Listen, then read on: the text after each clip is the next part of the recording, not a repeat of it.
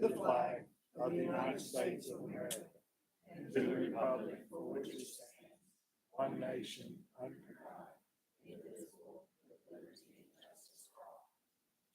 Honor the Texas flag.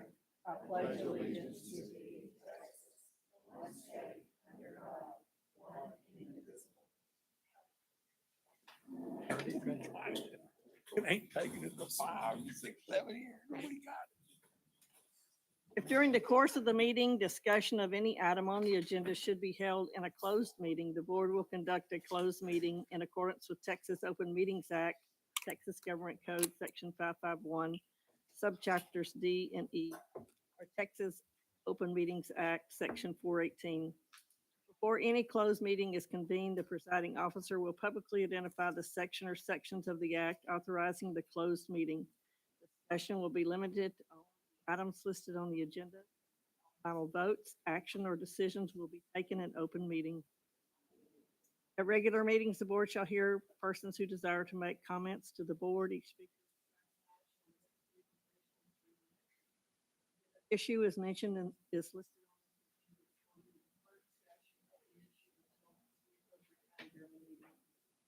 Referring to specific district employees with the exception of the superintendent or title only, not their name.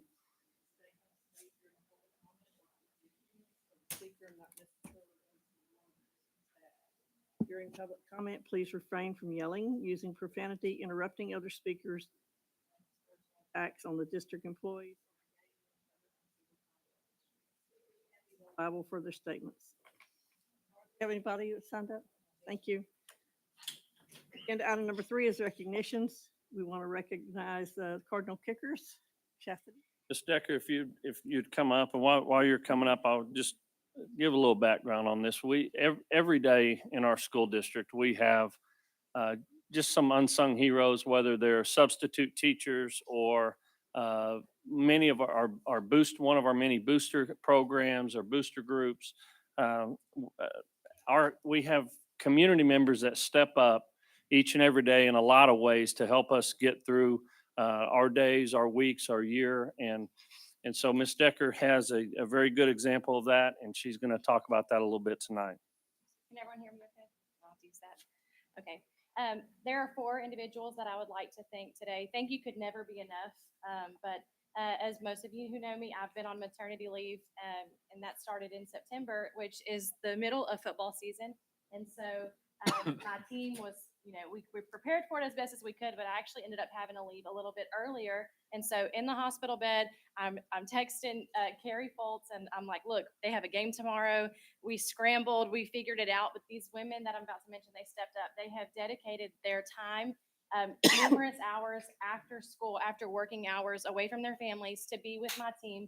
And they have showed so much love to the team. And I knew that whenever I left and I was away, that they would take care of things like I knew they needed to be taken care of. And I'm so thankful for y'all and for just that selfless act and for loving these girls like they're your own. And so when I call your names, we'll just come up here and grab the flowers. You'll come right up here. If you want to go.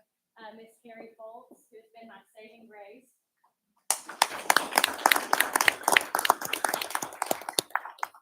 Dana Hernandez. Brittany Moy.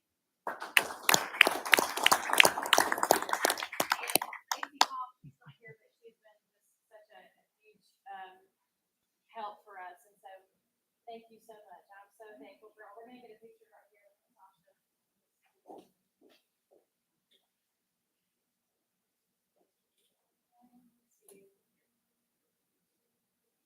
I think there's another one of y'all in front of y'all. Perfect. Thank y'all so much. Thank you, ladies.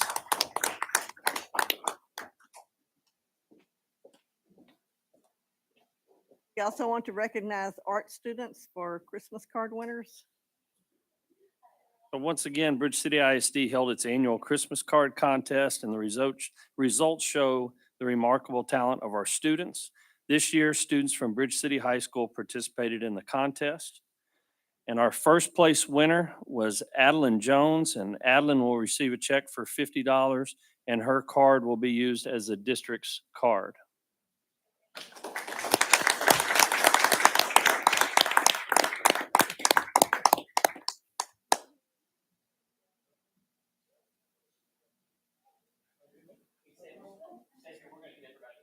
Second place was Kelsey Shelton. Kelsey received a check for $25.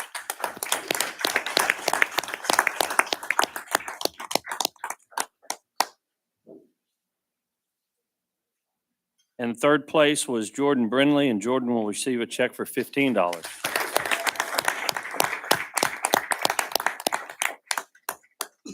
The student's art teacher is Miss Kayla Worthington, and we're very proud of these winners and all the students who participated. I want to say we had 10 or 12 cards hanging up that everybody was judging, and it was very, very tough this year. Lots of talent, very good cards, and so you guys to be in the top three is definitely an honor, and we appreciate your good and hard work. So thank you, guys. Thank you.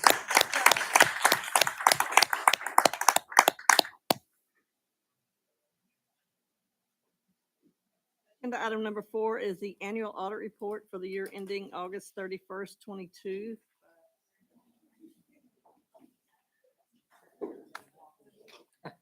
Good evening. Good evening. Good evening. First, I want to thank y'all for giving me the opportunity to do the audit for the district again this year. And thank you to Belinda and her staff for all their help to get through this. It's a lot of work that we put into this. So I'm going to start with page 2, kind of flip through the audit report and kind of hit some highlights.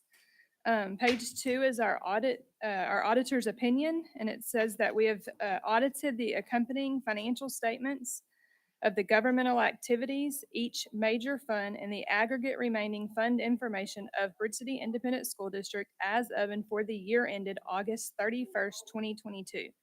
The second paragraph there is, in our opinion, the financial statements referred to above present fairly in all material respects the financial position of the district as of August 31st. So we're issuing an unmodified or a clean audit opinion.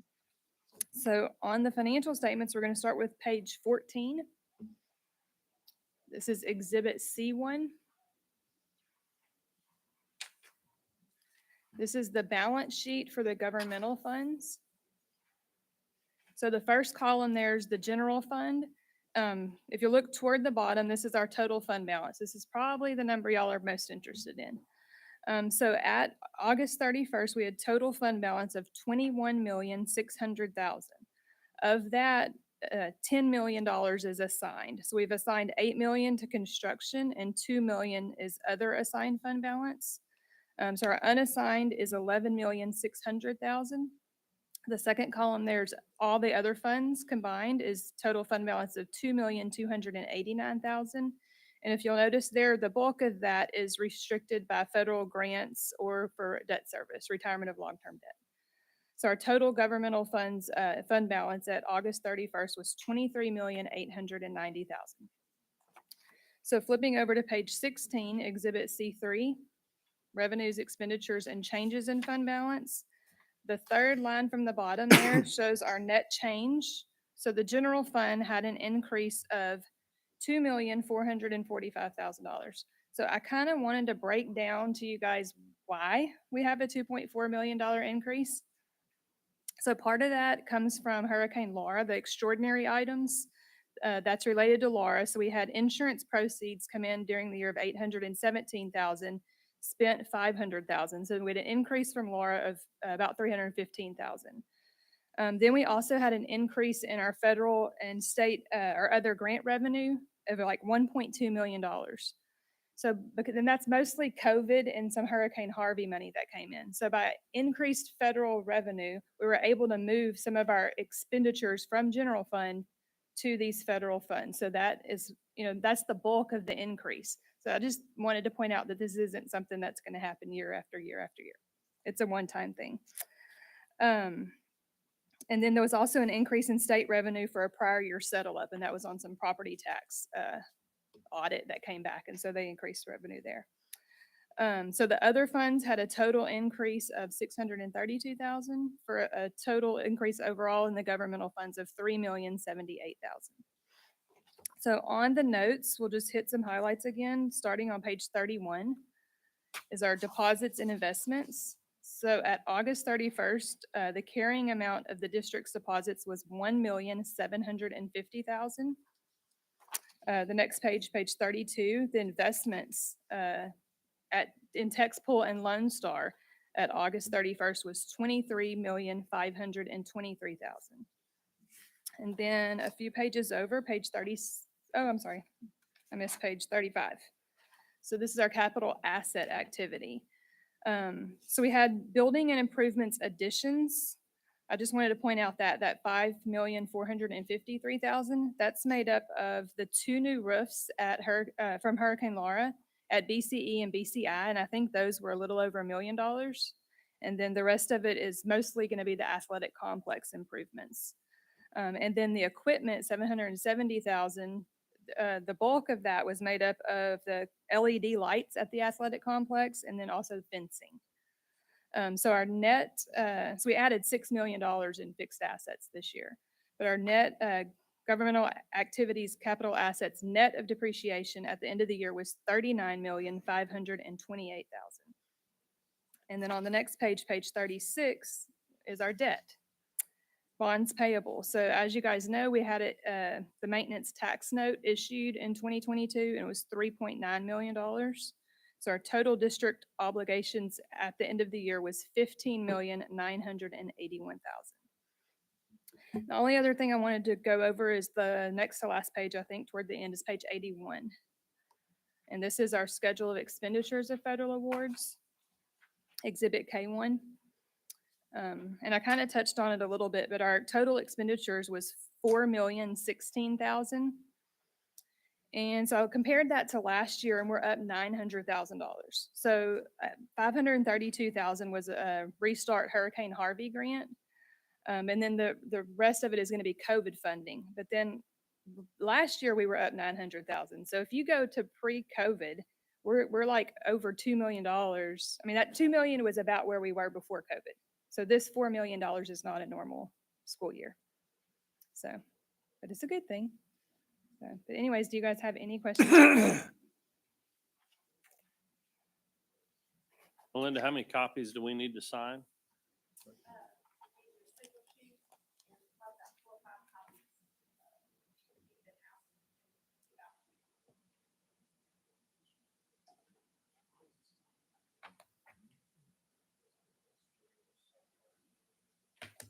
Mr. Anderson. We only got 2 questions. Only give me We were 2. limiting him to 2. Okay. Does he have a 3-minute limit? Oh, Right? So we move money around from our general fund. So for example, Mark, the Welcome Back Cardinal, that was able to be paid from the Restart Hurricane Harvey grant.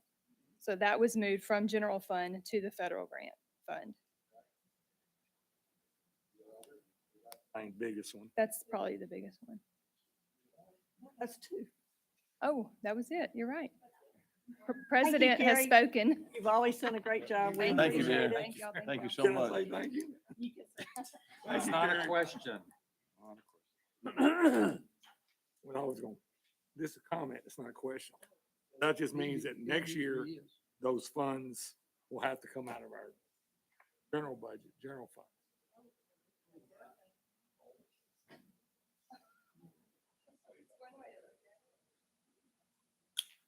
Okay. Thank you, Carrie. Thank you. You always do a great job for us.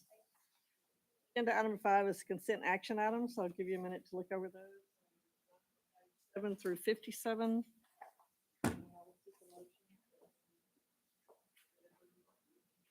So moved. There's a motion and a second to approve the consent action items. Is there any further discussion? Not, all in favor, raise your right hand. Opposed? Beginning on page 59. Well, do we have any construction? We do have construction.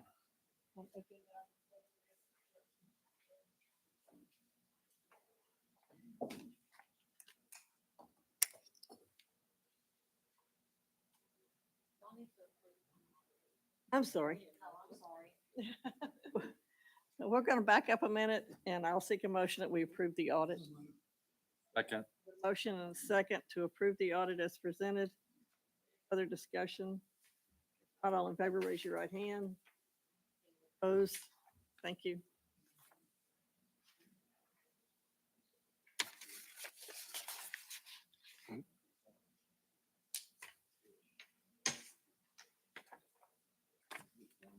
Yeah, it's the one page.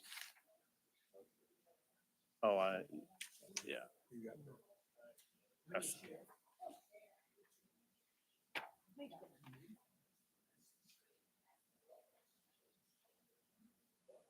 Thank you.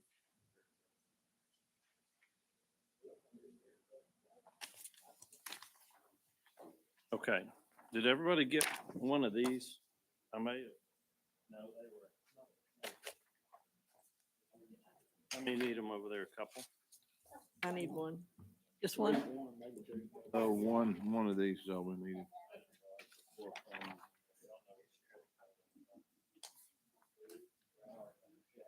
Now everybody has one? Okay.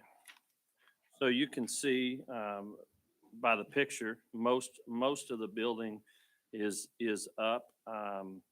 You can see the construction update provided by Claycomb in the middle of the page kind of shows just kind of where we are, money spent, and then the percent of the budget that has been spent is the 26%. This sheet, the spreadsheet, the green items are the items that have been completed between the last board meeting and this board meeting. So the grade out and dig the beams, termite treatment, vapor barrier, steel, pour the slab, remove the forms. And then the yellow are things that are being either worked on right now or they're just kind of ongoing with the building erection. The roofing insulation will be delivered, split face and brick and masonry will all be delivered. And you can see that the main thing I kind of look at when I get this and when I'm talking to G&G is the finish date at the very bottom. And they show the punch out starting at 8/11 and then finishing at 8/29, which we're gonna have to kind of back that up. So they're hopefully they will work with us and work kind of day and night as we get down there toward the end. Because what I don't, and I've told them, I don't want our pre-K teachers to start in one area of the building and then have to move everything over. So the main piece of all of this was the HVAC equipment that you can see. The HVAC will arrive at the very end of June. And so there are some certain things that could not happen, mainly flooring, wall covering, ceiling grid stuff that could not happen or cannot happen until the AC is arrived and set and the building comes to temperature for a little bit.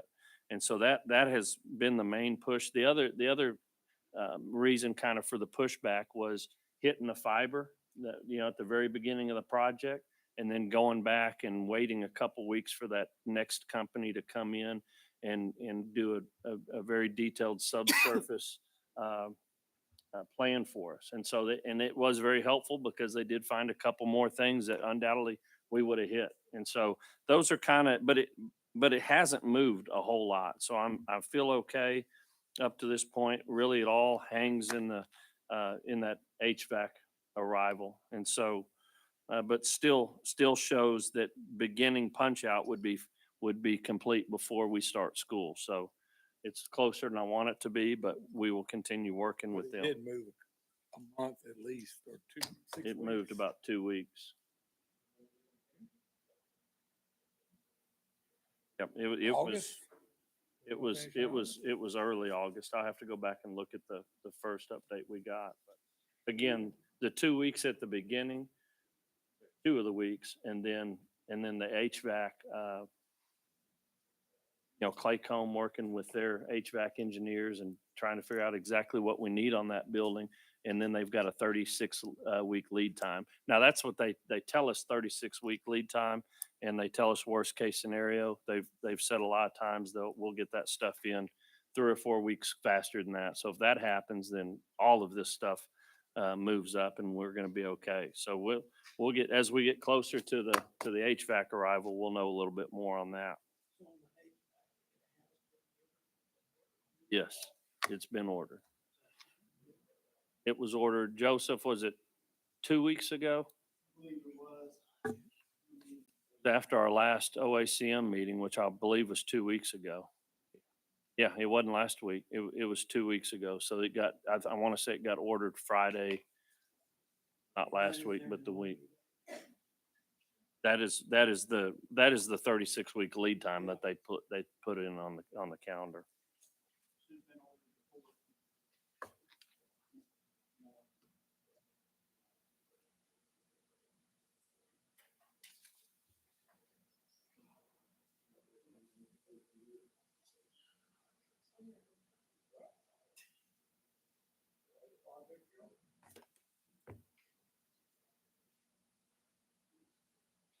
Any questions on construction?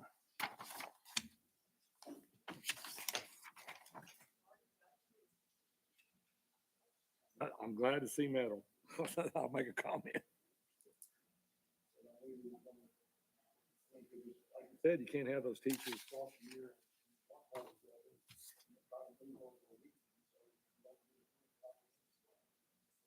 That's definitely the goal, for sure.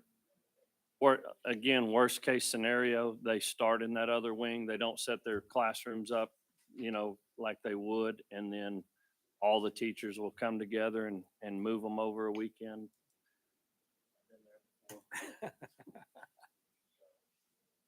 But who knows? We're playing with our start date and some other things on our calendar too that may be helpful.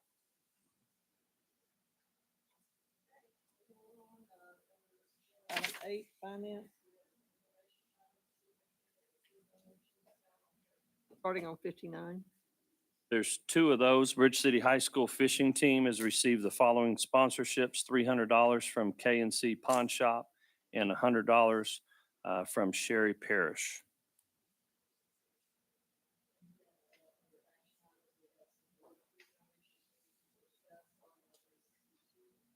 Yes, several of these.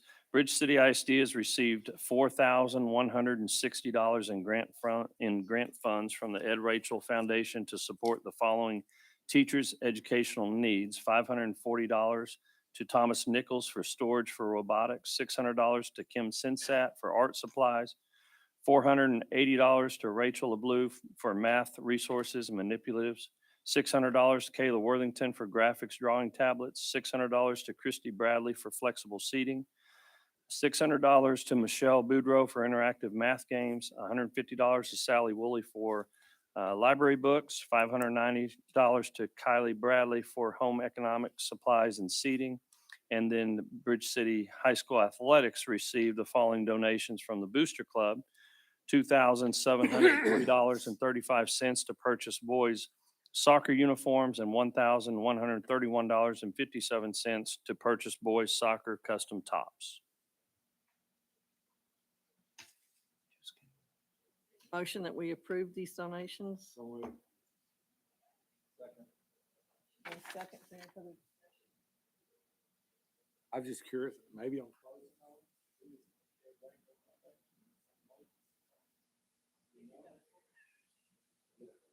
Not local. I want to say, Dr. Fountain, do you remember where the Ed Rachel Foundation was out of? Is it a grant we applied for? Probably. I just want to brag on somebody for getting the money. They reached out and then no, I don't remember exactly, where to be honest with you. And we used the folks that did not earn the mini grants, they applied for those, and so those were. So pretty much everybody that applied for a mini grant either got it through the school district, the foundation, or the Ed Rachel grant. Except for some calculators that we're working on.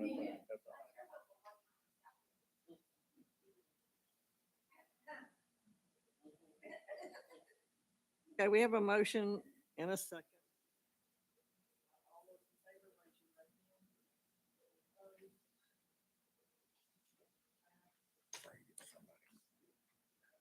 Along, we have we have an ideal impact total energy optimization.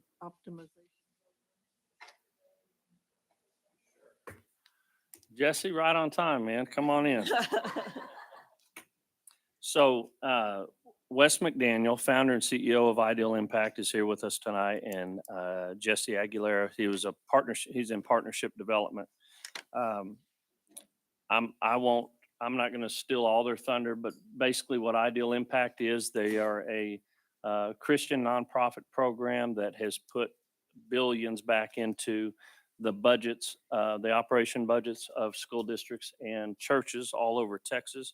I have partnered with Ideal Impact in the previous district and saved a lot of money on our energy bills. And so what Ideal Impact spent a little over a week, maybe 2 weeks, analyzing our bills for the past year, energy, gas bills, and then crawled all over our district for an entire week, looking at all of our equipment, our HVAC, our thermostats, and came up with a number that they believe that they can save our school district. And again, partnering with them before and knowing that that it's guaranteed, it's at no risk to the district at all.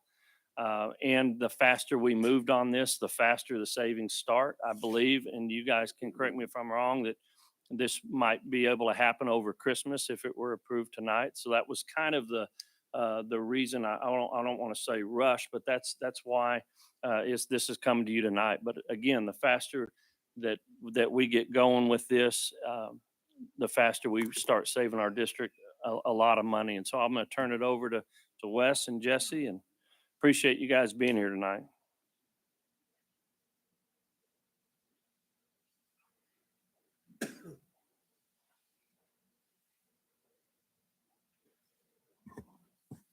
Okay, so I'm Wes McDaniel, of course, with Ideal Impact. And real quick, I mean, you got an explanation where we came from and stuff, but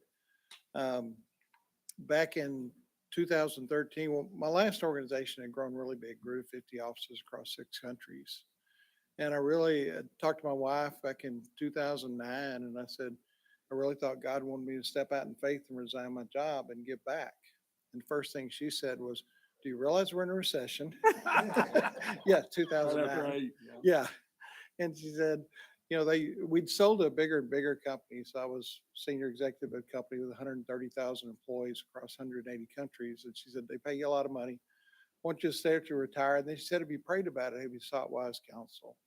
And she knew those answers. And so the next morning, it took me 2 hours to convince the president of the company I really was resigning.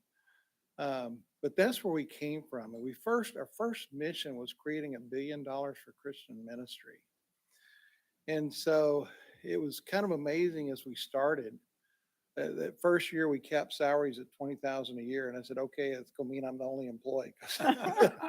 and God brought people. And I don't know how else to say it. We have 7 of the top energy fellows in the world now. And it sounds brash to say that, but like when Fox News wanted to interview a global energy specialist, they called one of our guys to go up there. One of them was recommended to be part of a 3-man advisory committee for a previous president of the United States in energy conservation. And I mean, I can tell you 50 stories like that, but I won't. So that's where we came from. And as we started, we really started realizing there's a lot of gaps in the technology. So we've invented over 260 new technologies, and we use it to give back. That's our whole mission and focus. And so started with Christian ministries. We've done over 700 across Texas now, including like Dallas Baptist University and Southwestern Baptist Theological Seminary and others. And 7 years ago, we set another group that does really good stuff that could use money in school districts in Texas. I do a lot of youth prison ministry with Bill Glass and have for years. So, you know, I feel like every dollar we put back in schools is a big deal. So at this stage, we've worked with 181 school districts, and what we've done there, we'll put $660 million back in those. So that's who we are. That's a little bit addition. So you've heard our focus there. We hit the $1 billion, so it's now $10 billion for ministry and education. And we've structured it where it's similar to a free gift, where you don't have to come up with any money, where we cover it all and you have no risk. And actually had a couple of years ago, a school district wanted me to put all the school district names on a slide. And at that stage, we were 80 something. And I said, you're not gonna be able to read it. And he said, I don't care. It makes an impression. So, we don't put them all on there normally, but a lot of them, there's so many, Longview ISD, what we did there, we'll put $13 million back in that district. And, Franklin, we save there over 50% of their energy use. And Entergy is their electric company. And after we did their high school, we actually cut the high school use by 66%, and we made it more comfortable. In fact, we work after hours during school sessions, and we were doing the high school in August because we just started in mid-August, and a group of teachers waited for our team to show up, and right after we finished the high school, and they said, we just want to say thank you. Our high school is more comfortable than it's ever been. And we don't know how you make it more comfortable and save energy. And a lot of it's pulling humidity out. I mean, there's a whole lot of things we do, but we actually cut the KWH use 66% in their high school, straight at the meter, and Entergy sent someone to check the meter. So, which we always enjoy. But that's what we do. I mean, there's so many examples, so many districts. This is a few that Calhoun County is really similar to y'all. And if you look at this in there, they had a number of people do a lot of different optimization projects, and many people would look at them, many of the big companies, and say, well, there's no more energy savings. That BTUs per square foot is total energy use. It includes gas and electric. And you can see in there, we took them down to 26,000 BTUs a square foot, which people think is just impossible. And, here, y'all are starting at 74,000 BTUs a square foot. So we can save a lot. It's I actually looked at a district. I was looking this morning at one of them, and there we went in and we told them committed savings. We used basic and committed. We told them committed savings was 64%. And we actually beat that this year by 14%. Entergy's their company too. They check those meters also. But anyway, Like you. they don't, I don't think.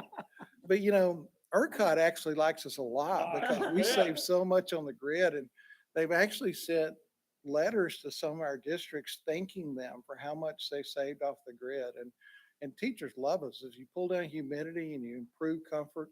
At Woden ISD up a little ways north of here, when we did it up in East Texas, I was over there actually one of our coaches there about a year and a half after we did it. And the business manager said, we saved more than you said from energy. We're also saving a lot on maintenance because you pull energy down, compressors last longer and chillers last longer, and all of that goes down. And she said, our comfort's gone way up. And, she said several other things. And she said, where else y'all saved? She said, our lost and found used to be this big. And it's because kids would carry sweaters and sweatshirts around because one room's too cold, one room's too hot. And now it's this big because we have consistent temperatures and humidities across our building. And she said, I can't put a number on that, but that means a lot to our school district. So anyway, I'll skip forward to y'all's stuff. What we've done, we've been through all your bills. We've crawled, like I said, looked at every piece of mechanical equipment, all the controls, everything. And here's what your bills look like. The yellow there is actually the consumption of electricity. The blue is demand. The demand's based on the top 15 minutes of use each month. And the green's natural gas. Most of your heat here is natural gas. You have some electric, but mostly gas. But that's kind of your starting numbers or starting usage right now. But here's the numbers. You're spending $787,000 on electricity and gas. And like I said, we use two savings numbers. We call them basic and committed. And basic's a B- level achievement. Committed's an A-. We want to beat committed. We don't want to be between these. So we'd like to come in and cut energy costs over 50% and put that back into the district. And at the same time, improve humidity, improve comfort. One real quick example on the humidity side, we did a project with Christ Chapel Bible Church actually a few years ago, and they had a Metasys system, control system, similar to what y'all have. And anyway, we went in there, and when we were presenting in May, they told us, what are you gonna do about our sanctuary? They said, even in April, we don't have enough tons of cooling. And you see a lot of high school gyms like that. They can't hold temperature. And so they were having to subcool their first service. They had 3 big services back to back. They had to subcool the first service to low 60s, to be below 80 by the end of the third service, even in April. And I said, well, your problem is humidity. And they said, no, we've had all the experts out. We've had an MEP consultant. We've had mechanical contractors. We need to add a chiller and some air handling units. I said, give me 6 weeks. I can fix this. And they said, it can't be fixed. We got to spend $100 grand. We're going to add it to. And they finally said, we're a Class A mechanical contractor too. So they said, why don't we pay you the $100 grand? I said, I don't want your $100 grand. I want you to keep it. Give me 6 weeks. I can fix this without you spending it. And they think I'm arguing the wrong side of the table all the time. But our goal is giving back. And so they finally said, okay. And so we got a contract in late May, and 6 weeks, this is in Fort Worth, Texas. 6 weeks puts us in mid-July. And you know how much hotter July is in Fort Worth, Texas than April was. And they could hold temperature just fine through all 3 services. And we cut KWH in July straight meter read from 319,000 the year before to 167,000 KWH. And Encore sent someone out to check the meters. And the following year, we weren't quite done 6 weeks in. The following year, we were down at 105,000 KWH in July. And that means, what that means is all the compressors, all the fans, all the chillers, all the pumps are running less. And so they last longer. And if you can expand that lifetime, I see so many districts that say they saved as much in maintenance as they do in energy. The 15-year number assumes 7% inflation on energy costs. I don't know what it'll be any better than anybody else, but it's going up. And so, and so the net is, we think we can put $9 million back in your district that you can use for other things rather than paying the electric company and gas company. And if you look at an 80-20 format, most districts buy with what we call 80-20, which means with us and our bank, we fund all the project initially. You would pay, assume you made committed savings, that's $401,000 a year. You'd pay 80% of the savings until the project's paid back. The project itself is $984,000, so that would take about 3 years.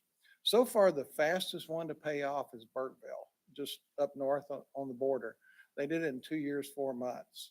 I think y'all would have a chance to beat that number, actually, because there's a lot of savings here.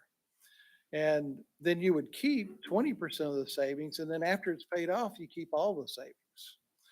And so the net is, like I said, to put $9 million back in your district over the next 15 years and have no risk. And our bank makes us put a minimum quarterly payment in there. But in our contract, we say if 80% won't cover that minimum quarterly, we'll write you a check for the difference a month in advance so you can never be upside down. Goal is you can't lose. That's the whole goal in the thing. And so anyway, here's what we're doing. The name's too long. We probably had to rename this. I named it. I'm not very good at naming things. Total Campus Energy Optimization. That's what TCEO stands for. But, and the first statement's rhetorical. We're using our experience. We've done thousands of buildings across Texas with 181 districts and 700 ministries. Our core team's done many thousands across the world. And the biggest one I ever did was Rockefeller Center, which is actually not just a central tower, but all 9 city blocks. And so it was a lot of fun. We're going to start out on controls, and we're actually going to replace your control system here. It's an older system. There's a lot better systems out there. The system we use, several things about it. One, all the controllers come with a 5-year parts warranty. And when we put it in, we leave you some spares. And so if one goes out, you don't have to call somebody to come in and do something. You can change it out in 15 minutes and have a room back up and running immediately rather than paying a couple of $1,000s for somebody to come do something. Also, the controllers, they all have override push buttons. And they're about this big, and they have an LCD display with temperature and also set points. And any teacher, or coach, or whatever comes in after hours, they can move it to the set point they want, whatever set point y'all define in the districts that are okay. We don't pick set points, y'all do. But you get that ability to have control of your system easily. I've sat in so many board meetings in my life where they had some other system when we're in there, and it's summer and the system times out. And now they're trying to call the facility guy to turn it back on, and everybody's getting hot. Normally more ways than one. But so, this controller, like I said, you have a 5 years parts warranty. One goes out, send us that one. We'll send you a new spare. So at the end of 5 years, you still have spares. Had dinner with the head of the biggest controls company in the world a while back, and he was trying to give me some advice. And he said, Wes, your problem is you don't understand the importance of service revenue. And he said their company makes over half their profit on service. Well, we've got over 100 million square feet across Texas, over 900 total clients now. And our total service call revenue last year was $14,000, less than $20 a client. Because again, every dollar we put back there, it won't show up on our spreadsheet, but that's dollars back to y'all, and it counts. A lot of things we're doing in controls beyond that on economizer cycles and staging and timing. We do a lot to pull relative humidity down. And it's, Calhoun County is very similar to y'all. And, if you look at the climate down there, it's just a little way south. It's right on the coast. And, but pulling down relative humidity improves comfort. If my wife and I are in a room at 71 and humid, she's cold. And if you're cold and humid, it just sucks the heat out of you. Now, if it's 71 and humid and I'm in a room, I'm probably sweating. And if you're sweating and humid, you just get wet. But if we pull relative humidity down about 30 to 40%, we have a whole lot more people comfortable in the same space. But also we solve all kinds of other problems. I've seen a lot of districts that said they used to have mold problems that they don't anymore, or mildew problems or things like that. And of course, indoor air quality, we've all learned a lot about pathogens riding on airborne water droplets in the last few years. And so if water droplets go down, that makes a big difference. We do a lot to monitor and track the results. Everywhere we go, people say they've had comfort problems they've lived with for years. And many of those we can solve in this project. We won't be able to solve all of them, but we'll solve a lot of them. One of our districts said their hot and cold calls dropped from 100 to 3 to 4 in the same period after we were done. So that's a big improvement, obviously. And then we're also looking at every space, how fast does it warm up on a 60-degree day, or 55 or 50 or 45? And how fast does it cool down if it's 75 or 80 or 85 or so on? And every space is different. A room facing east is different than one's facing west.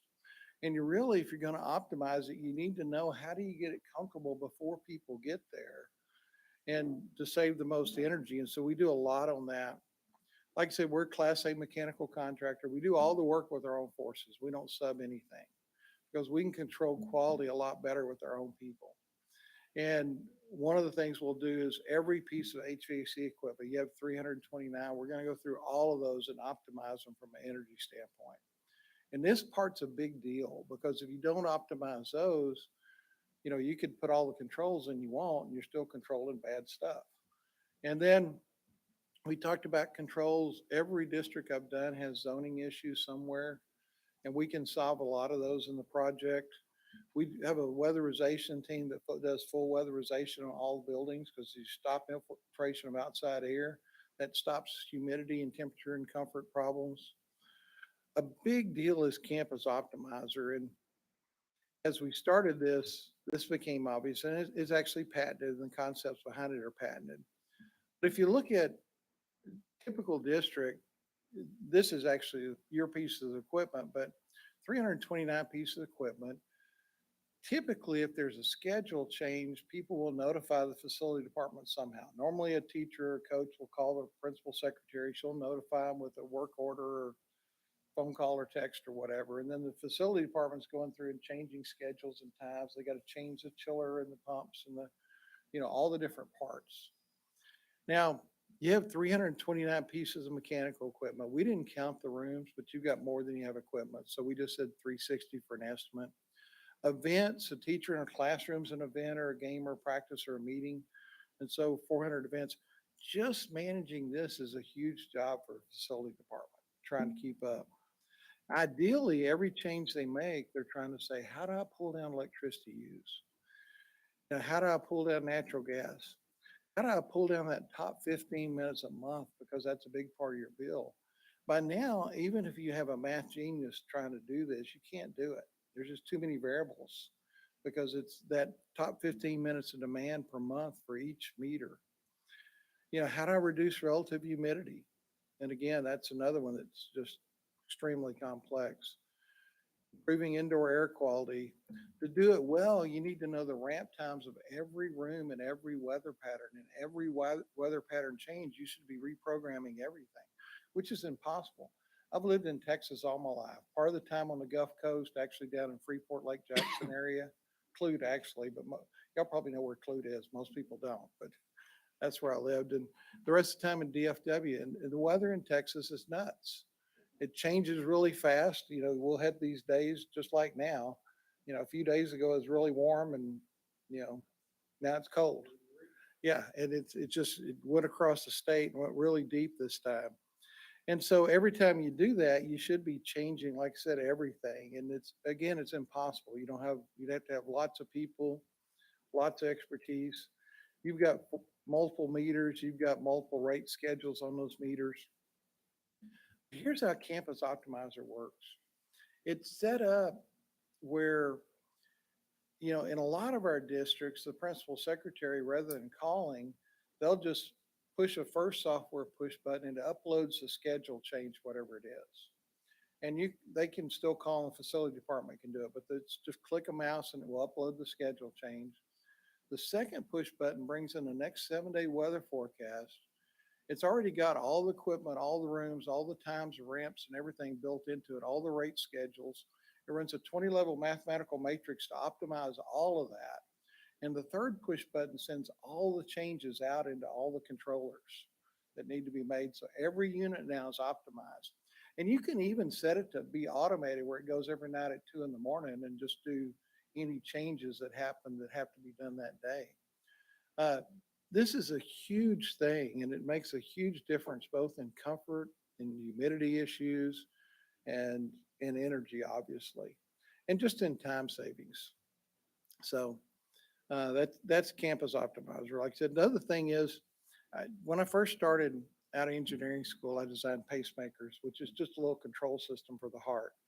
Now, the thing about a pacemaker, it's really important they're reliable because if they're not, someone gets upset.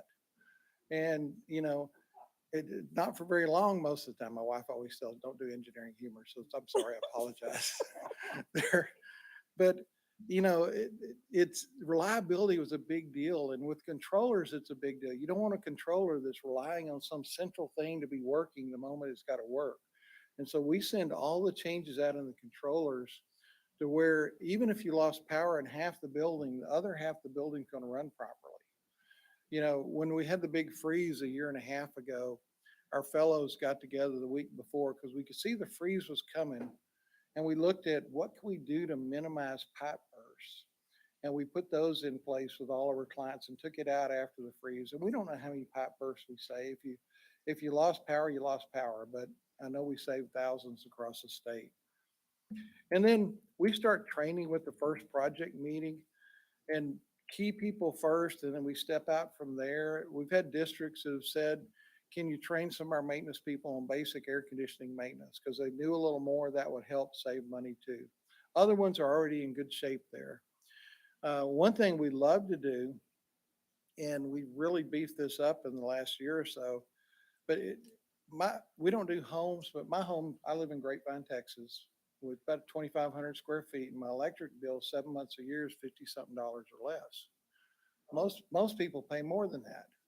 And so we love to go to an in-service, if you let us, and just go through what teachers can do with really easy, cheap changes to their homes to save a lot of energy and also to improve humidity in their homes. And it's just a free gift we do with any of our clients. And few people have done a community night there too. So anyway, it just, it- my daughter was a state swimmer. I was a state swim meet a few years ago, and I was talking to this teacher next to me, and pretty soon she realized I did something with energy. And so she said, we had the neatest company come in our school district. She starts describing what all they taught her, and they're called Ideal Impact. And I said, I work for them. And I jumped about this high in her eyes. But it's, it's given back. And then we document everything. I haven't seen any client yet that's got every unit, every connection, everything documented. And, a lot of people say, well, we have one guy, Fred, and he knows where everything is, but if Fred's not here, they're calling him when he's getting an appendix out or whatever, because they just don't know. And then we're there to coach through the remainder of the agreement. And most people will continue the coaching in SEC after the agreement. It's optional. It'll cost you a few $100s a month. And I always tell people, wait till it's paid off. If it makes sense to keep it, keep it. If it doesn't, don't. But 90-something% of people do because they find they get enough benefit out of that to keep it going. The agreement's real simple. We cover all the costs. We don't have change orders unless you're adding a building or something. It's all complete.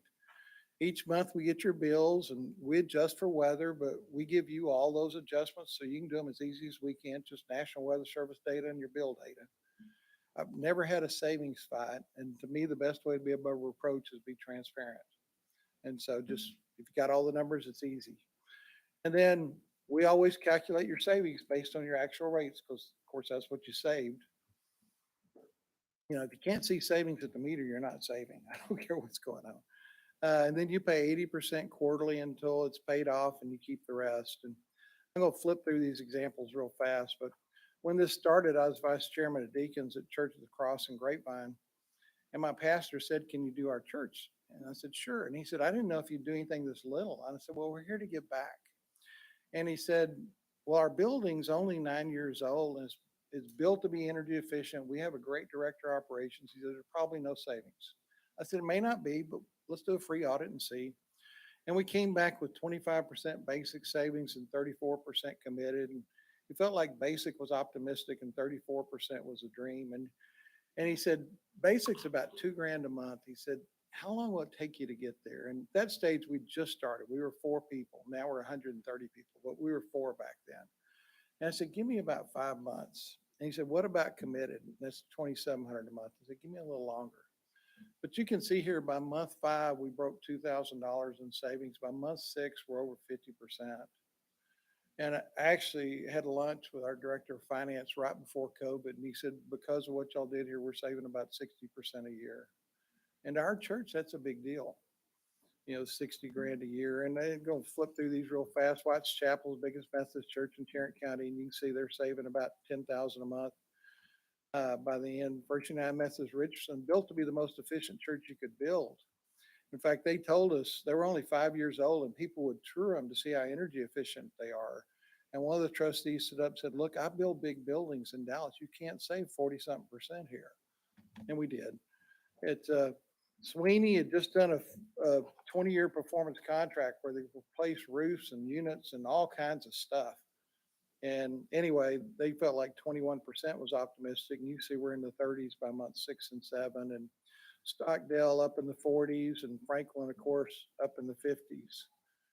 And that's a lot of money back to the district. And anyway, back to your numbers. That's our goal, is put $9 million back into your budget, into your district. In a way, you have no risk. And that's our whole mission, is giving back. It's a lot of fun. What kind of questions do you have? No.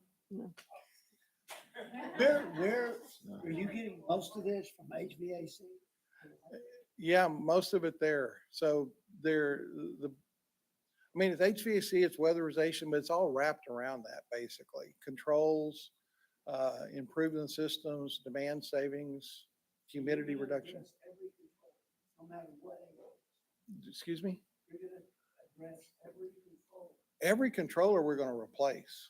Replace. We're going to replace every single controller and every piece of mechanical equipment. We're going to go in and optimize those to where they'd work the best they can work. Do you address lighting at all? No, lighting, most places are already either LEDs or T8s. And there's a little bit of savings going from T8s to LEDs.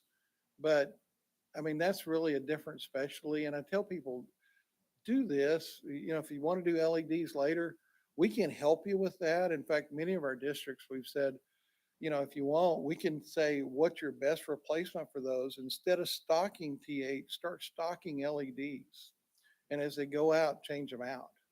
And over time, you'll have a full LED school district and you want to pay it any money, you won't pay the big amount of dollars to do it. You get a lot of correlation with the facility, like in our facility. Is that building over there? No, I mean, that's the thing, one of the things I learned a long time ago, that first UMS is Richardson we looked at where we got 40-something%. That was a brand new building. And it's built to be as efficient as you could be. I think it was Leeds Platinum. And they would have people come through and tour it to see how energy efficient it was. It's just, we've developed over 260 new technologies that don't exist anywhere else that we're putting into play to make you more comfortable and also save energy. How are you addressing all Well, you want the 2-minute version or the 45-minute version? it? I'm gonna talk to you later, so. Okay, yeah. Yeah, I love the longer, but the shorter version is, if you just, let's go to a DX single zone unit because it's simpler that way. But if you take like a glass outside in the summer and you pour iced tea in it, after a few minutes, water starts condensing on the outside and a few more minutes it runs off. And a basic single zone refrigerant type DX unit takes water out the same way. It actually has air blowing across a cold coil, water beads up on the coil. And then if it's on long enough, it actually runs off and in the drain pan and out of the building. Now, a rule of thumb is the compressor needs to be on at least 7 minutes for it to start running off. Otherwise, what happens is water beads up on the surface, compressor turns off, that water re-evaporates and blows back in the room. And so you keep recondensing the same water again and again and again. And you're just building humidity in the space because you're also bringing in outside air. A lot of people talk about units being oversized and that causes humidity, and there's some truth to that. But the reality, units are designed for the hottest 2% of the year with you having a full classroom, a full building of students. And that means the other 98% of the year, it's oversized. And so what happens is you end up just starting to build up humidity. We call it the cave effect. And so what we're doing, we're pulling down humidity after hours because at 2 a.m, we can look at a building that's got 30 compressors and we look at a building as a system instead of each room as a system. And we're optimizing all of those to do some really neat things to pull humidity down. Most of the time people pull humidity out by subcooling and reheating, but we're also using passive solar without putting solar panels on. But the sun is going to warm the atmosphere. And of course, if that ever quits, it doesn't matter to us. We're done anyway. But the like I said, stay away from engineering humor. Sorry. But but the atmosphere is going to be warmed up and heat penetrates the building and also from solar load. If we can use some of that for the heating side of the humidity equation, then we're using that energy for beneficial use instead of just trying to air conditioning it all out. And so that's some of the short versions. There's actually 23 different changes we make to a fan powered box on a chill water system that optimize humidity. So you're taking more water to the drain? Yeah, if you can get it out of the building and outside. You're just plumbing it to the drain. Yeah, we're just plumbing it outside. Most of them drain outside and some of them plumb to drains inside. But if you can get it there instead of in the building and do it after hours, so they start up with 30 to 40% less humidity in the morning, the buildings are way more comfortable and you solve so many problems. I had one district that told me before they were there, they had buildings where they'd come in sometimes in the morning, the walls would just be wet. And we had another one that Central Texas, like I said, don't name any that had mold problems, but their facility director had been there 27 years. And we did the project in January a couple of years ago. And he said that first summer was the first summer since he'd been there, they didn't have to do mold remediation anywhere. Because you pull humidity down, you solve a lot of mold issues. I have a lot more questions, but just one. Okay. From your service, 4 years from now, if we have problems with controllers, We can, but the thing is, you don't really need us to because they're still under warranty 4 years from now. You've got parts, you can just change them out. The controllers we use aren't proprietary, which is a big deal too. As you build more buildings or if you do remodels, you're not stuck with one system. Our campus optimizer will actually go into over 40 different types of energy management systems and multiple types of programmable controllers. For instance, Godly ISD, probably similar size to y'all, I would guess. Maybe a little bit bigger, but they built a new high school and they were in the slab stage when we started the project. And one of the things we do for free with any of our clients, we look at plans and specs and say, can you do it more efficiently so we don't have to retrofit it later? And Godly, like I said, they were at the slab stage. We said, and there's already planned HVAC's purchase, where that is. We said, let's go through and look at how we can tweak it and not mess up your current plans and not increase the price any. And we did. We were able to do some things in there with save energy, make it easier to run, improve humidity. And they got to the end, they had 177 pieces of mechanical equipment. So about like half your school district size in that high school.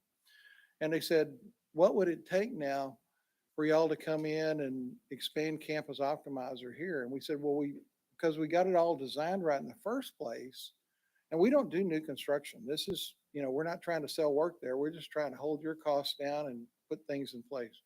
But so because you did it right, you don't really need us to expand Campus Optimizer. You've got all the tools, you can do it yourself. And which people don't say, and they're like, well, nobody ever told us that. Well, it's really simple. And they said, well, if you expanded it to 177 units, what would you charge us to expand it? And we said, well, because you did it right, we would only charge you $15,000 to expand it to all these 177 pieces of mechanical equipment. And they said, for that, we want you to expand it. But every dollar we get you to save there. I had one client not far from here, and I think they were a little embarrassed. I'm not going to name them, but they had a project going in. We were actually able to save them $700,000 off the initial cost of the project and make it more energy efficient and make it more maintenance friendly and less risk of failure. But anytime we have a client, again, you don't have to, it's just free service. Let us look at plans and specs. We may have some really good ideas that can save you money or save you money in the long term. So. But we are building a new middle school. Yeah. You heard us just talk about AC units that are months and months out. Yeah. So What controllers will be in the we'll just be able to put them in our new. You would be able to, yeah. What I would recommend is as soon as we have a contract, give us those plans and specs and let us look at them and just see if there's probably some suggestions we can make that won't hurt your timeline at all, that will actually help on just the design of that one. And we understand timelines on supply side, what's going on now. So we don't mess that up with anybody, but if we can go in and get you things, I would way rather you build a building that we don't have to retrofit than build one. Then, 2 years later, y'all are paying us something to make it more efficient. Something that wasn't said is none of these savings have anything to do with the current middle school. That is just because this savings is all the other buildings, not the current middle school. Yeah. Mark, you have one more. I really do. I want Jesse to say something. I can just tell, look, and he's busting. He wants to say I just want you to tell me he's right about everything he just told us. Yeah, I've been with that impact for just over 3 years now, and the 2 years before that, I had my eye on the impact, and I was still working on the gas. So it's been my experience that I got to see it, exactly play out. My background, educationally, or yeah, if you in each deal. I had an engineering role What do you do for Wes? I'm in partnership development, so I go and, meet with the superintendents, get the process going, get the analysis, going, and do that deep dive and agree with, Joseph, Y'all literally have I'm looked at. sorry, you're out of questions. You're out of We've time. looked at every. I'll answer it real quick anyway. We looked at every piece of. So you literally looked at everything we have in those buildings. Yeah, we looked at every building, every piece of everything, controls. And it didn't matter if we had a 50-year-old chiller or if we have a 1-year-old chiller. We're gonna optimize it. You can optimize it. That's, Oh, you're. Amazing.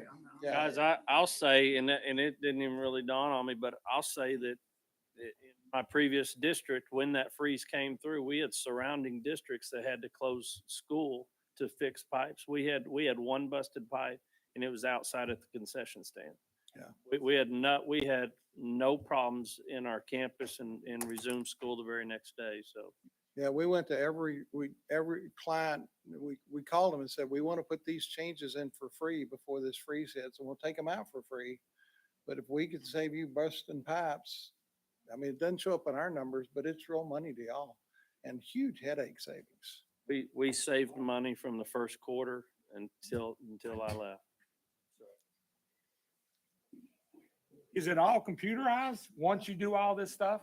Well, yeah, it's set up where my dad always did facilities maintenance, and he always told me a couple of things. He said, one, if you make it too complicated, somebody will jump around it eventually, which is true. And then the other thing he said, if you can make it easy for people to do the right thing, most people will. But if it's really hard, they can't. And so what we do is we make it easy with this. So you've got the 3 push buttons. Like I said, a lot of people now are just letting it do the automated run at night, and they only push the schedule uploads if they have, you're going to have things that obviously come up that day that are going to be a change that day.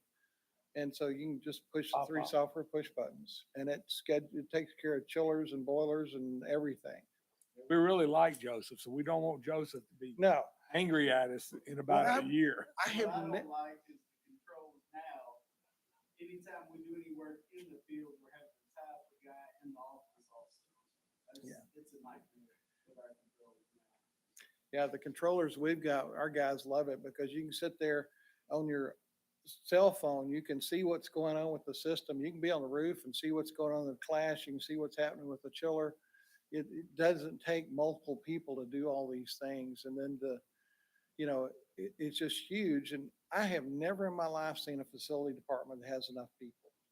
And if we can free up some of their time, I know they've got other things they'd That's love to Red get City. to. I'm sure.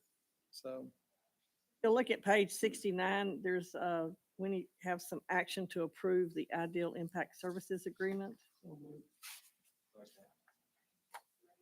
Discussion, not all in favor, raise your right hand. And then on page 80 is a discussion of possible action to approve the Ideal Impact Payment Plan Agreement. 100% so moved. Discussion, if not, raise your right hand. Why did Mike bring this to us a year ago? Thank you. Thank you very much. Appreciate it. You think,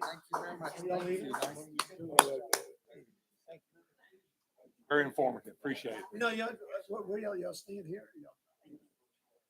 I don't tell. back here.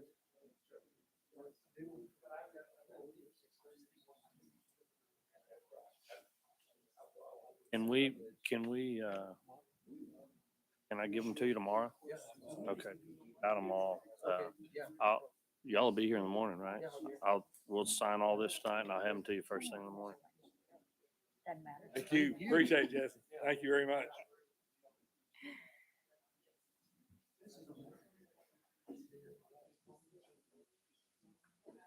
Thank you, sir. Thank you, guys. Under 3, we're still on agenda item 8, finance. 3, the 2022 certification of current and delinquent tax rolls on page 87.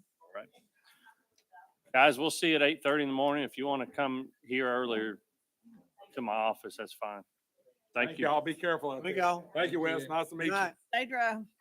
Page 87, certification of 2022 tax roll. Section 2609A of the Texas Property Tax Code states that on receipt of notice of the tax rate for the current tax year, the assessor for a taxing unit other than the county shall calculate the tax imposed on each property included on the appraisal roll for the unit.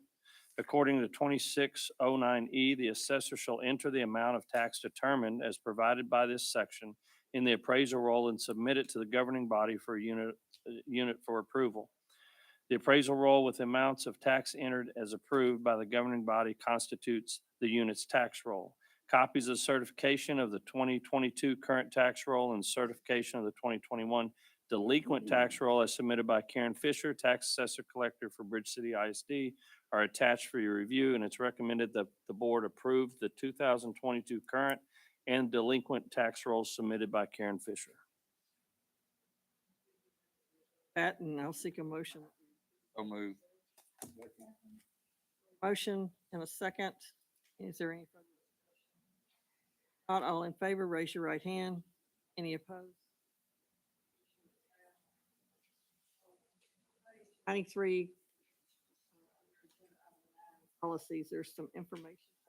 Yes, we have two information items. One's a district technology plan. It's in your packet and has been. If you have any questions about that, Natasha would be more than happy to answer those questions.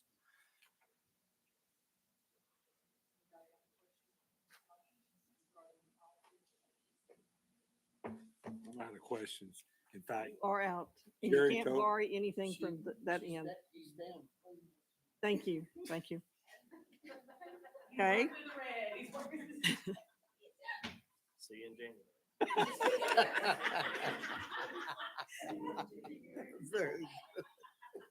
there's no action needed for this.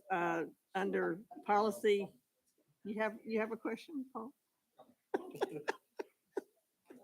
Okay, and then page 105, this is the notice of candidate filing for school board election. The deadline to post notice of candidate filing period is Monday, December 19th, 2022. This notice will be sent to local media and posted on school's website. The expiration of the term of office for each member of Board of Trustees of Bridge City ISD is as follows. Place 6, Michael Johnson. Place 7, Mark Anderson. Expiration date, May 6th of 2023. The filing dates and times are Wednesday, January 18th, 2023 to Friday, February 17th, 2023, and each weekday, 7:30 a.m. to 4 p.m. Guidance will be sought from the Texas SOS for mandatory office hours during the scheduled winter break, which is February 13th through the 17th, which occurs during the candidate filing period. Again, it's just information only. Agenda item 10, campus and department updates to the board. Found on page 121, I think is the monthly campus calendars. So you do have all of the campus updates and department updates in front of you. There were a couple of updates that I've asked Dr. Menino and Ms. Gonzalez to talk about a little bit, about a very exciting grant possibility, opportunity. And so if you guys want to come up.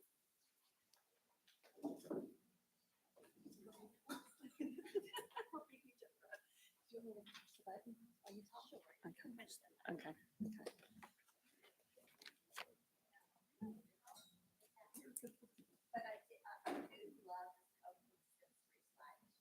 I do. You should have seen the kids on it.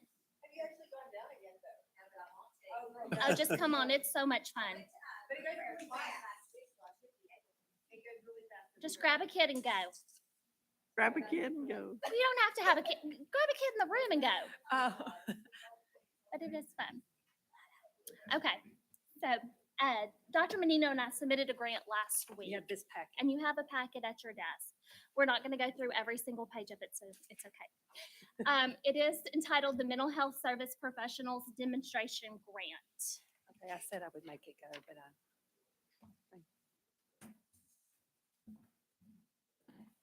So one of the things about the grant is it is a competitive grant and it's also a national grant. So the Department of Education is funding anywhere from 150 to 180 applicants for the first year. After the first year, if there's still funding available, then they'll also look at additional applicants for the second through the fifth year. The whole grant is for 5 years, and it allows us to be able to create a partnership with local universities. And our university that we're looking at to partnership with, that we had to end up getting a memorandum of understanding, was with Lamar University. What it's going to allow us to do is going to allow us to work with their social workers and their licensed professional counselors to complete their required clinical hours here at Bridge City ISD, working up underneath a mental health specialist, which will also be funded by the grant as well. What our plan is to be able to hire 8 interns, and these interns would also, of course, be paid by the grant as well. That would be the year 1. Year 2 and so forth, we would end up hiring 4 of those 8 interns to actually start working with our children and things at the campus level. In regard to the timeline, as you can see, the timeline was very, very quick. We were actually notified by TEA to apply for the grant. As you see, Julie Wayman is on there. She works with us with the AWARE grant that we currently have. They called us on October 27th and said, hey, will you participate in a webinar today? So we were like, sure, why not? So we participated, and then we had to turn back around the whole grant Thursday, November 3rd. So a lot of detail, a lot of information, as you'll see in your packet. Those are the 3 people that worked on the grant. Julie didn't give a lot of input, but she did give us a lot of editing and revisions and things as well. And encouragement. Very Gives a much lot of encouragement. The award total is anywhere from $400,000 to $1.2 million per year, and that's not a typo. That is per year. We did have to do a budget analysis. So overall, whenever we did our whole budget analysis for the 5 years, we're looking at about $3.5 million for the full 5 years that we are requesting for our grant specifically. And then Gina's going to kind of go, oh, these are the things that we were looking at. Most of our money is looking at jobs and staffing. So it's one project manager, and you can kind of see how the plan works as we continue to go through. It's actually Department of Education. It's a federal grant. Federal grant, federal. When I looked at the folks that had, oh, go ahead, talk about this. Well, I'll tell you this now. When I looked at the folks that had won it in the past, it was all state education agencies from some of the smaller states like Hawaii, Maine, Rhode Island, Nebraska. They had applied in the past for a similar grant and had gotten it, but there were no school districts and no big states had won it. So we were, when we heard about it, we decided, let's just try, let's do it. And so that's where we are now. And a lot of the people that were on the TEA call just kind of fell off. They were like, it's too short of a window to even try to do this grant. It was tough, but we got it done. The outcomes, these are some of the outcomes that we're hoping to be able to achieve if we're able to receive this grant. I could let you just read through those. Just some of the biggest ones is of course, decrease symptoms of mental health mental health challenges, and then also just continuing to bring about that awareness within our community as well. And then, of course, some of the district outcomes as well. The biggest one is also just continuing those partnerships. We've got a lot of partnerships with the AWARE grant that we're currently have, but if we can continue the partnerships with Lamar University as well, that would be a really big one for our district to continue with. And then Gina's going to kind of go over some of the really big high points in the abstract that we had to do. The first thing is that the program abstract, obviously it just gives you that 30,000 foot view of what we wanted to do. And she did a good job of kind of explaining that it's people that we want. The real sentence I want to kind of focus on the last part of this is that we want to build the strategies and coordinate that school-wide mental health support for all of our staff and students at the end, and give our students and family a voice at school. But the thing that we are the most proud of, to be real honest with you, is the narrative. And so we wanted to give you the entire narrative. We are not going to read it to you, obviously, and you may not want to read all of it. So I highlighted some sentences in it for you that I felt like you should look at. But I also wanted to just, the bullet points are something that are summarized on the slide. Before I get to the bullet points, as you're looking at them, what it said to us is how resilient our community has been in the last 15 years. You know, we lived it. We didn't know until you look back at how much our students have been through. Our pre-K students and our kindergarten students have never been, but due to COVID, many of them have not been outside of this area. They might not have been to Houston, you know, those little pre-K babies, and they might not have been around, you know, large groups of people, and now they're in a building with 800 people. And so there's a lot of social isolation and stress that comes with that, that we are having to address. Again, you all know, you all were here, you lived that last bullet point, some weather-related events. One of the things that struck me as kind of a point of pride is that 362 of our employees interact with students daily. We have about 400 employees, but when you look at custodians and food service workers and paraprofessionals and administrators and counselors, that means that the majority of our staff interact with our students every day. Those staff members have to have capacities and skills to be able to recognize when students need support, but our staff have to have their needs met in order to be able to provide those supports for our students. So this grant will allow us to build those skills and continue to develop those in our students and our staff. That last bullet, I just can't help but be proud about how quickly we got back in school after Ike. 19 days, we returned to normalcy for those kiddos and for our staff members. 10 days, we returned to normalcy. But when you look at all the ways that our kids and our staff were outside of what was normal for them and what is a routine, and we all know the kind of stress that puts on us. Winter Storm Uri sounds like a lot of fun for us in Southeast Texas, but when it's compounded with patterns of closing school and not having those routines in place, it does add to some mental health and anxiety. The next section that you'll read, that you'll see in the narrative, is a little sadder. It's about some community loss and violence that our staff and students have had to deal with in the last few years. We've experienced 7 incidents of violence since the school year 1920 through school year 2021, including murder-suicide, including suicide, including hit and run, including the TPC explosion, where there were 3 members of that industry injured, but one of them was a member of our district family, because that person had a student in the school and a wife and a daughter that worked for us.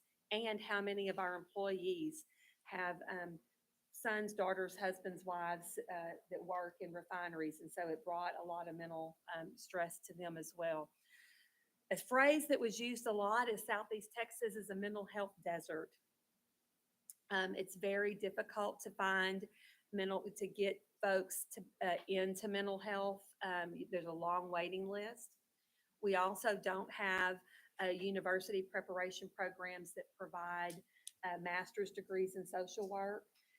And really only one LTC program at Lamar that is limited in space. And so when you look at the fact that we have a lack of services that we can send our folks to, but then we have a pipeline that's very narrow, this grant will help us widen that pipeline as well as provide services in the district as well. So again, the bullet points were just that. But I have to brag on Corinne and Linda and Julie from TEA.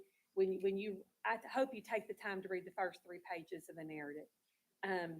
It'll make you proud of It'll make you cry. It'll make you cry. It'll make you proud. And if we don't get this grant, we won because we got to review and see how resilient we have been, but how exhausting it has been for some people and how we need to make sure we take care of them and we address their needs. I will know at the end of December. We're looking at the 27th, and then the grant turns right back around and gets funded in January. So we should know over Christmas break. So We were hoping that we could maybe remember the Ike rule where we said that the little village could have alcohol after sunset? Yes. We were hoping maybe on December 27th, we rule. could just have a party up here with some champagne if we get the grant, because Oh, yeah. it'll fund a part-time grant manager. It'll fund, like Corinne was saying, it'll fund 2 site supervisors that will supervise those interns. And then those folks will be available in emergencies. And then those interns can provide some direct services under their supervision. So it will help our 5 in the grant. 2 things I do want to point out, just FYI, on page 8 of the narrative, for the first time, it's not in our narrative. So I added it in my messy handwriting. For the first time in history, the last census that came out, there was, there are enough kids age 5 to 10 who have died by suicide that it made a statistic. So 5 to 10-year-olds make the statistics now in death by suicide. So I felt like this is obviously really crucial.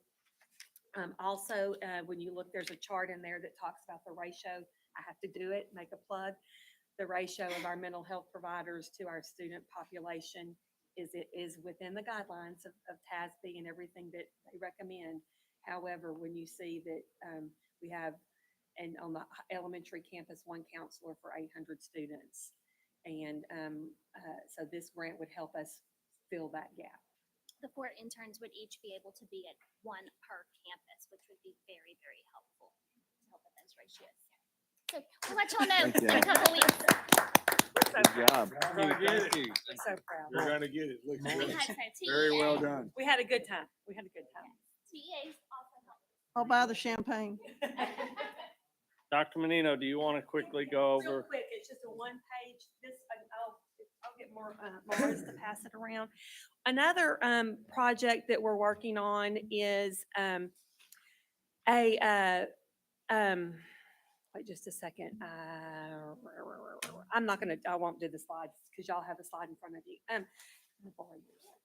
Is to start what in big terms is an early high school graduation, but that kind of makes it sound like the school is in school. And it also makes it sound like we're going to encourage kids to graduate early.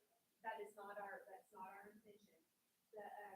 It's not going to be a true school within a school. And we want kids to experience the 4-year window and to be teenagers and to have all those extracurricular activities that they need to have. However, there is a subset of students who need the opportunity to get out of school prior to that 4 years for a variety of reasons. So the goal of this would be to provide a pathway for those kiddos to have an individualized learning process that would get them graduated with a diploma so that they could then go on to trade school, join the military, they could even go on to college.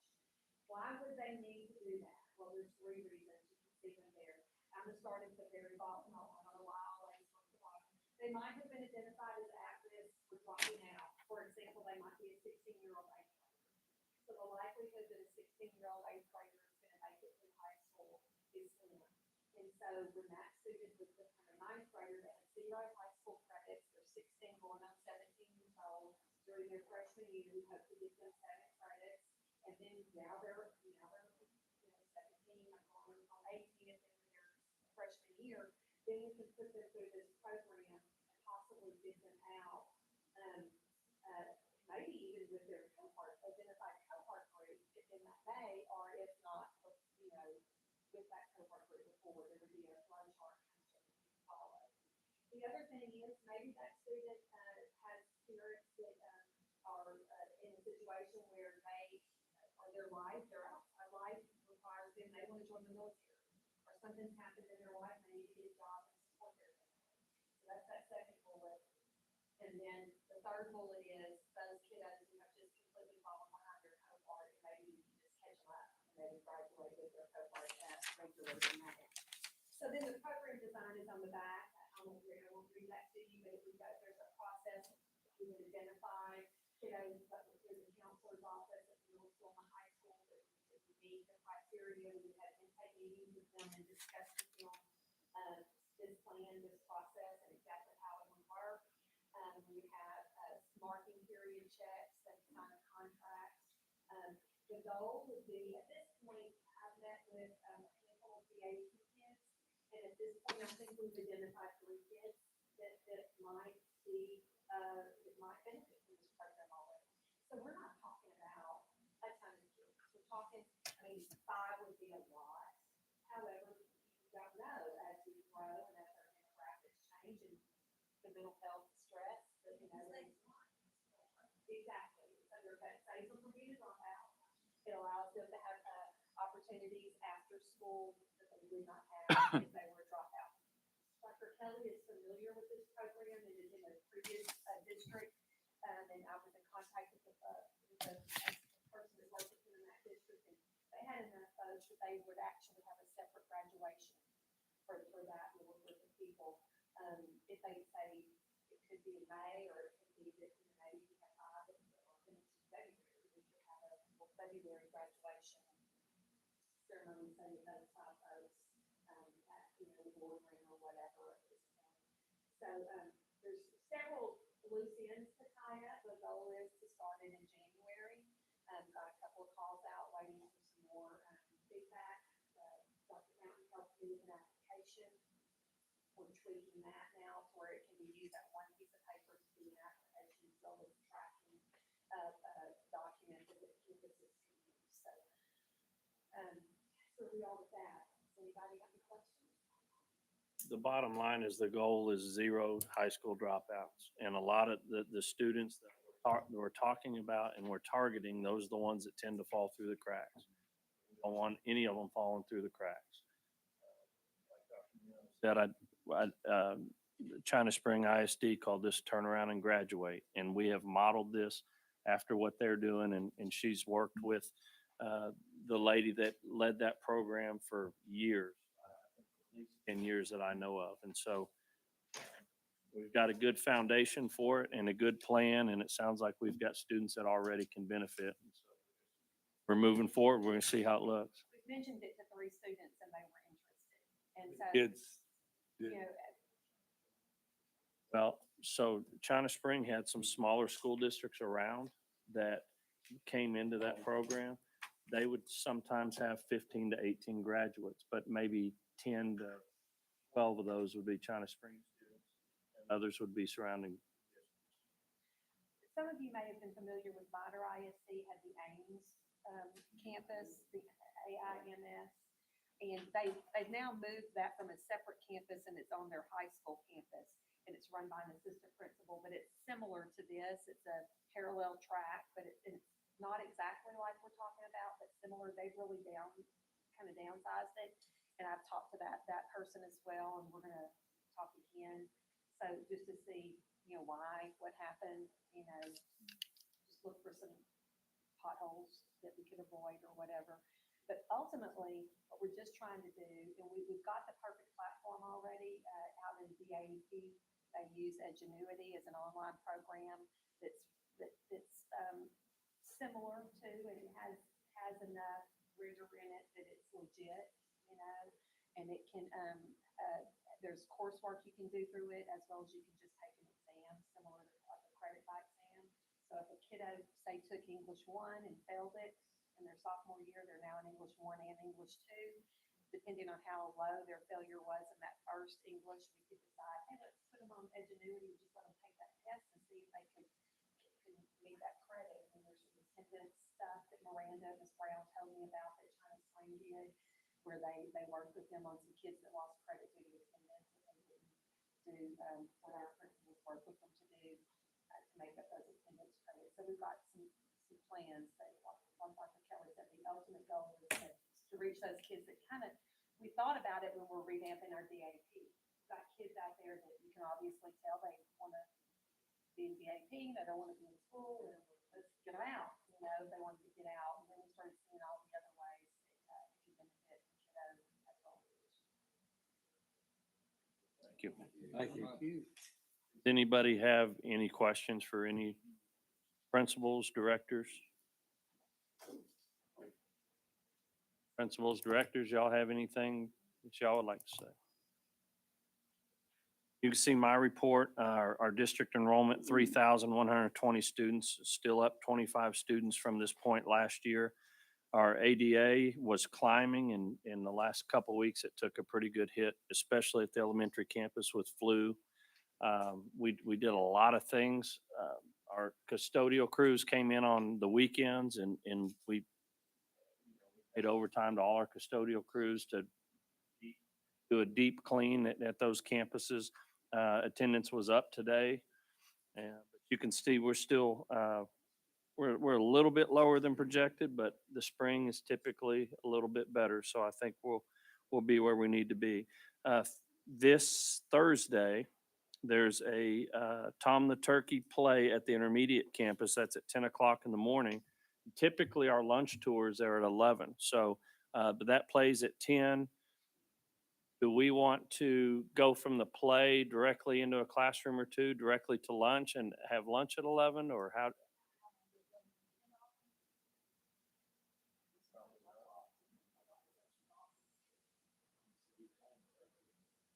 So, I think as soon as the play's over, we can.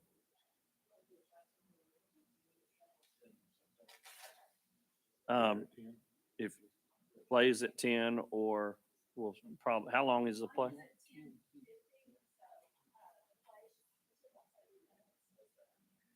So if you can't make it at 10 and you want to get there at 10:30 for a classroom visit or two. November 18th, that's this Friday, we have an early release, Thanksgiving break coming up. Board lunch tour at the elementary campus is December 15th. Our next regular board meeting is the 19th. And then you can see Christmas break, the 21st through the 3rd. Visioning conference in February. Have we gotten have you sent something out tentatively? Okay, so this is the send out. February 17th through the 19th. That's the Visioning Conference in Austin. Is everybody planning on attending? Yes. What is the 17th through 19th?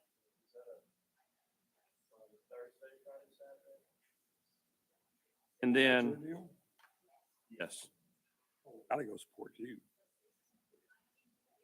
17th through the 19th. And then March 1st through the 4th. Mr. Woolley, have you gotten an opportunity to talk to Cheryl yet about the governance camp and the possibility there? Yep. Was she back today? I meant to check on her today. I knew she was out last week. Y'all have any questions about upcoming activities or events or anything else? Anybody but one.